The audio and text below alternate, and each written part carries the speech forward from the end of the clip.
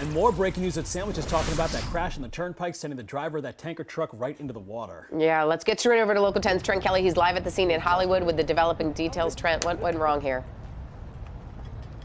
Oh, what a scene it is out here, Eric and JC. In fact, let me step out of the way and show you what it looks like right now. That is the tanker still sitting there in this canal, which runs right along the Turnpike here. The impact of this crash pushing the tanker off the road and straight into the water, just feet away from some nearby homes. Now, Sky 10 was flying high above the scene earlier today. All of this happening in the southbound lanes of the Florida Turnpike, right in between the Griffin Road and Hollywood Boulevard exits. You can see in some of this video here a silver Mercedes with heavy damage to its back end. That is one of the cars that was involved in this crash, the other being that large oil tanker which is sitting just beside the Turnpike, again, with part of it submerged in underneath the water. Troopers tell us this crash only involved those two vehicles, and remarkably, no one was seriously hurt in all of this. Take a look at this second piece of video we have right now.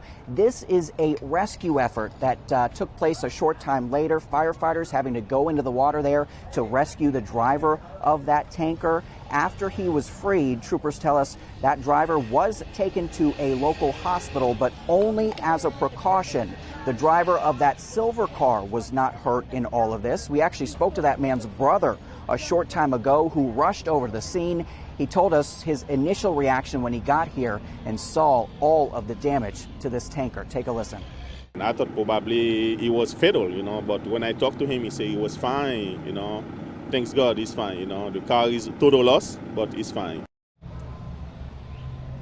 Yeah, that man's family clearly very grateful that there were no serious injuries in all of this.